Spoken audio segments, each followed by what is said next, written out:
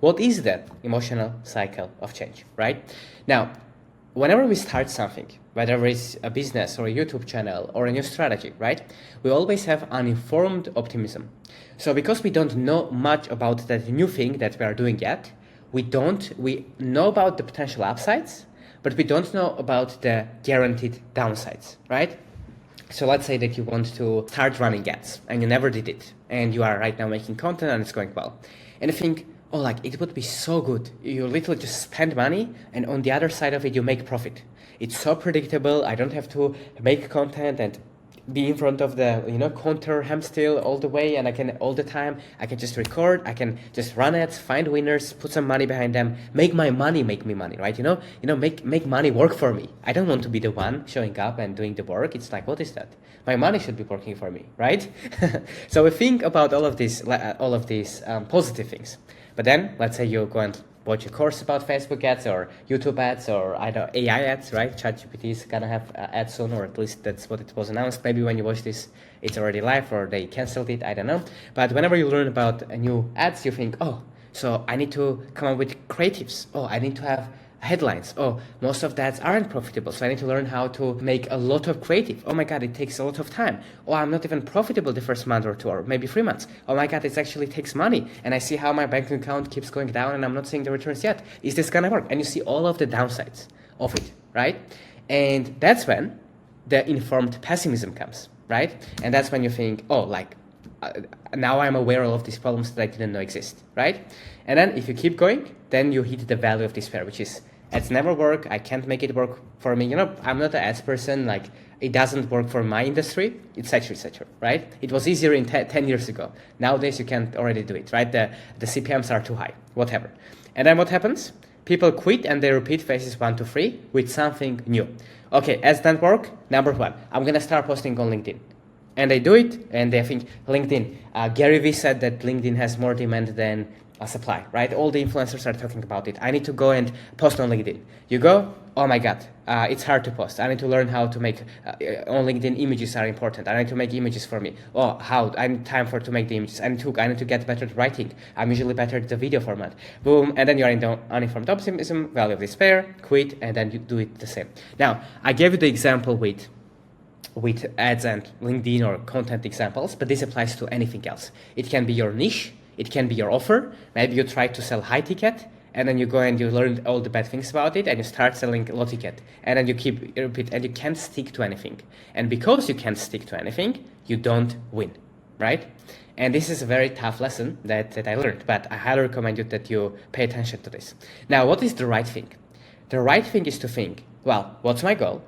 What's the best strategy that Howard recommends with this program or on our call, or the strategy that you have? And the only thing that matters is focusing on it and sticking to that one path without changing it. Because no matter what else you do, no matter how you change your strategy, it's still gonna have downsides. And if you already made all of this progress, you're gonna just leave it all and restart from scratch.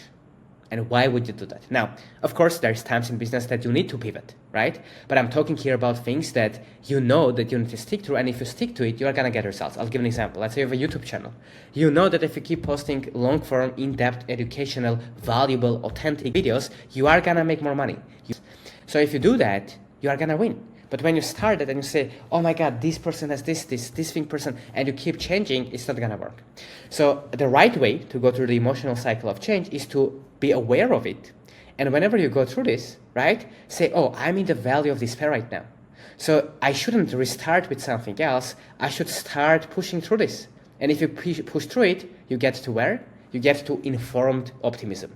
Let's take the example of YouTube, right? You kept going with YouTube and you say, oh, now actually I do know how to make videos consistently. I know how to come up with outlier ideas. I do know how to make the hooks. I do know how to actually increase the value per second in my content. I do know how to do these things. It's still hard, but I know the variables. I know how I can already map it out in my mind. I know what it takes to win, right? I'm not just walking in the dark anymore. And that's when, if you keep going a bit more, that's success and fulfillment. You achieve your goal, while everyone else is just repeating the same patterns, right? So the tactical takeaway from this is this. If you're an entrepreneur, and you have a little bit of entrepreneurial ADHD, right, which I believe I have, and you always want to change what's working and mess up with things, realize that when you keep changing things, you are going to make a little bit progress in 10 different directions, and you're not going to make the biggest amount of progress to your goal, right? So you're gonna you think that you're gonna get there faster, when in reality, you're gonna get slower. And the reason that this lesson is important is because it's counterintuitive, right? No one thinks like this. And that's why once you get aware of this, it's like crazy. You don't even believe it in the first time, because it doesn't feel right. Like, it's counterintuitive. Like, you know, like, I'm doing this thing, it's not working. I see everyone else doing this and it wins for them and it works for them. But it never is like that. Every single thing has its own downsides, right? And you know it yourself. Think back how many times you have changed a strategy and you learned that it's not perfect either, right? And it didn't work. So you need to pick your goal, pick your strategy, and focus. Don't get distracted. And if you do that, you will get your goal. Now, a lot of these trainings are available for free with all of the templates, AI tools, private feedback for you to be able to implement in your business. And guess what? It's absolutely free. So if you're interested, the link will be down below in the description and you can apply to join there.